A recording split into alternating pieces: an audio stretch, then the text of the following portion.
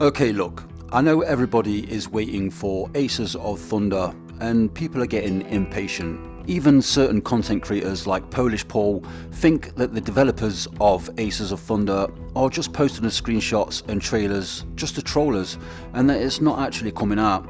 I don't know if that's actually his real position. He might just be messing around, but he has said that a few times. I know that we are crying out for a proper flying game on the PSVR2, but do not be disheartened, and do not, I repeat, do not buy this game. This is Flight Simulator 2025 on the PSVR2, and in the time since this game has been listed on the store, I have spent more of my time explaining to people that they should not buy it. This is from 404 Games, the dev team behind Grand Rush VR Highway, and nobody, and I mean absolutely nobody, should buy their games. It has cost me £11.99 to show you why, but in the grand scheme of things, I suppose it's worth it.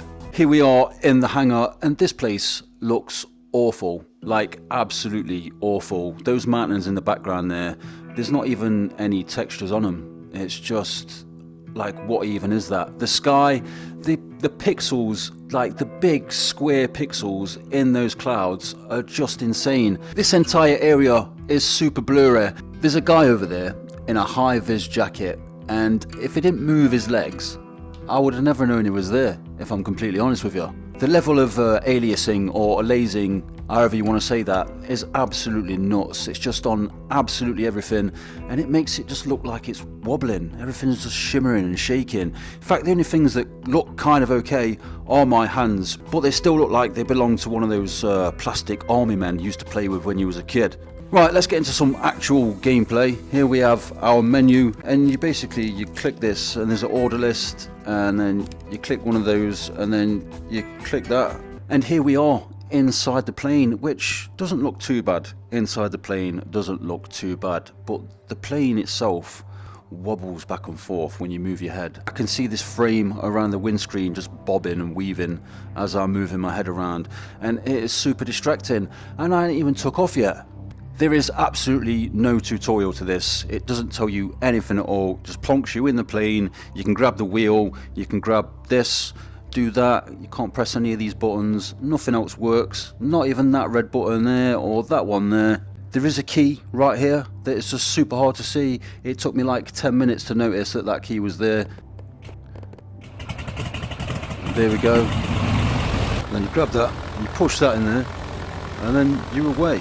We're moving forward, and then you grab this, obviously, and then we pull up, and we're in the air immediately. And this is supposed to be a flight simulator.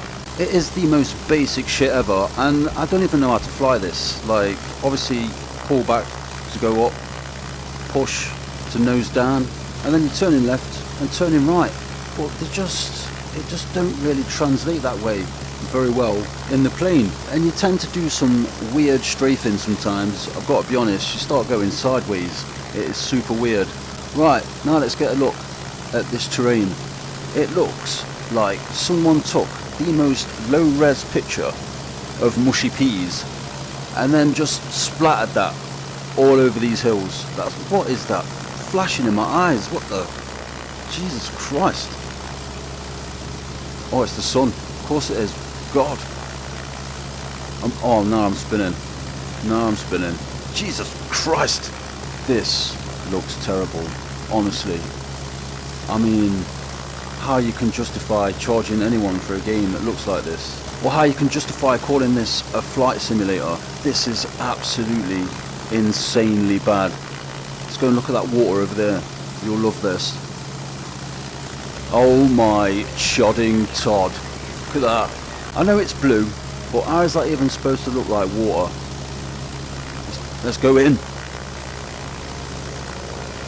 Are we in? We're in. Is this in the water? It is. Wow. This is, without a doubt, the worst flying game I've ever played in VR. This is worse than Project Wingman, and that weren't even a full VR game. Hopefully I've saved a few people a tiny little bit of money. But for now, I'll leave it there. Thank you for watching if you did, and I will see you on the next one.